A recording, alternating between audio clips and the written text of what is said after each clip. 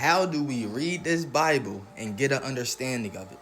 First, you have to read the Gospel of John.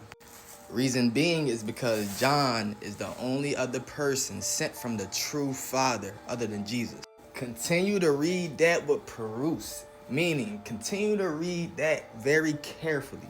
After you understand Jesus' words in the Gospel of John, now we go to the Gospel of Matthew. Why? Because Matthew was called to follow Jesus. These are the two Gospels of the people that were with Jesus and heard Jesus. Now, when you get an understanding of those, you will see that Jesus said, "How can you believe my words if you don't believe Moses' writings?"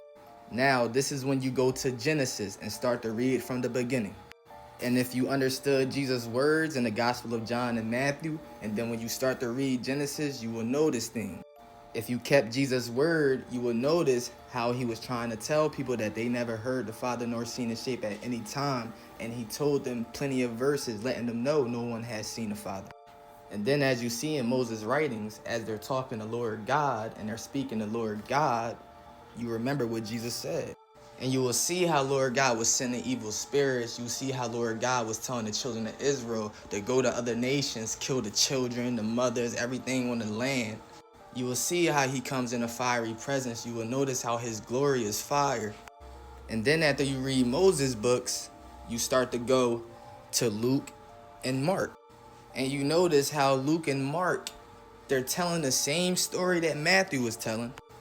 But somehow they're adding words and they're taking away words from conversations. Well, Luke and Mark did not walk with Jesus, nor did they hear Jesus. So how are you taking away words out of conversations and adding words in conversations? But Jesus tells us to be wise as serpents. So these people, we can't ignore what they're saying. And then we go to the letters of Paul. If we keep Jesus' words, we know that he said the last to prophesy were the prophets and the law until John. Meaning the last to prophesy was John. So this revelation that Paul had is not of our kingdom.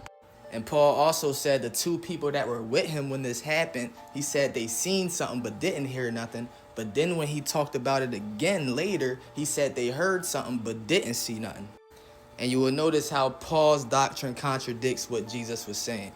And Paul's word contradict Jesus' word. Paul tells you we are no longer under the law. Jesus tells you not one jot or tittle shall pass from the law until heaven and earth pass and all be fulfilled.